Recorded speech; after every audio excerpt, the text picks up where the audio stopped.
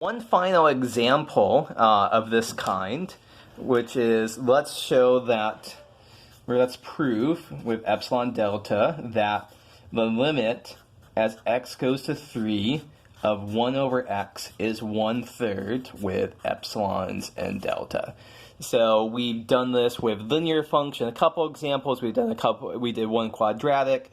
So the last case we'll look at is this reciprocal 1 over x. So let's just follow our steps here. First thing is write down what do we want and what do we have. So our want is, as always, so f of x is 1 over x, c is 3, L is 1/3. F of x minus L, do we want that to be less than epsilon? What do we have? Absolute value x minus c is less than delta. We plug in f, c, and L. So 1 over x minus 1/3. We want that to be less than epsilon. And what do we have? Absolute value of x minus c here is 3 is less than delta. So that's step 1. Step 2 is relating them together.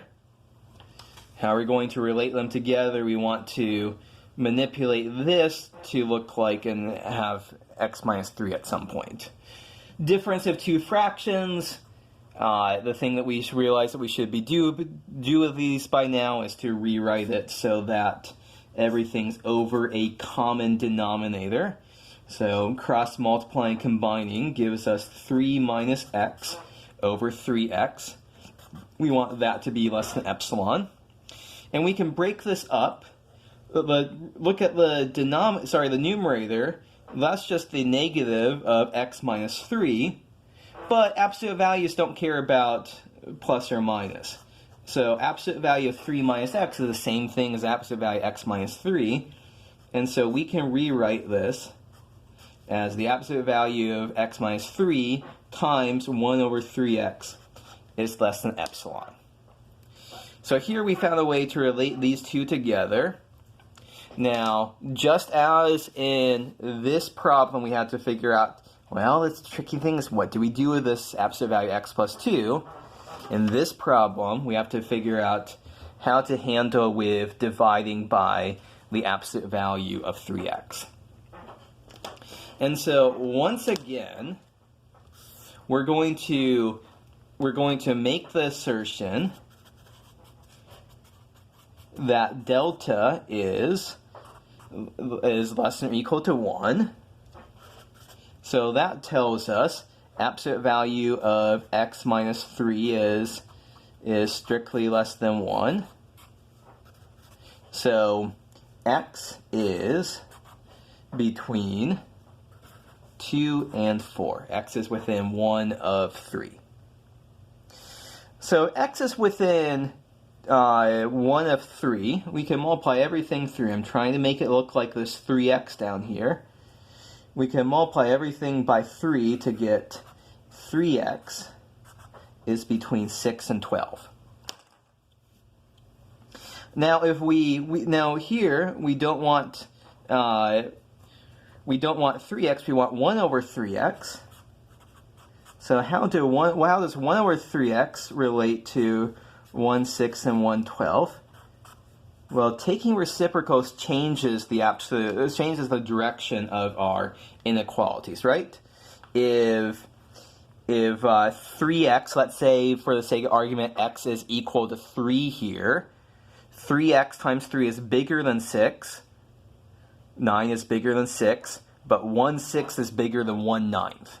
So taking reciprocals changes the direction of the inequality. So what we can see here is that 1/6 is bigger than 3x. And so we can replace, in the whole chain of this, we can say 1 minus x minus 1/3 is less than absolute value x minus 3 times, we're going to replace 1 over absolute value 3x with 1/6. And we want this to be less than epsilon. So now, moving the 1/6 the other side, we end up with that. We end up with x minus 3, absolute value of that is less than 6 epsilon. And so now we see how to combine together that. How do we choose delta in terms of epsilon? Delta should be 6 epsilon, but also with the assertion that delta needs to be less than or equal to 1. So for our final steps, in writing down the final statement, what do we have? So we could say that we know the limit as x goes to 2 of 1 over x. Limit x goes to 3 of 1 over x is 1/3, because the following is true for any epsilon greater than 0. So if x minus 3 is, so here I'm copying this statement right here, the absolute value x minus 3 is between 0 and delta, then the absolute value of f of x minus 1/3, that's 1 over x minus 1/3, is less than epsilon, where, how did we choose delta? It's the minimum of 1 and, what was our choice? 6 epsilon. 6 times epsilon. So that is our one last example to crunch through applying this epsilon delta definition.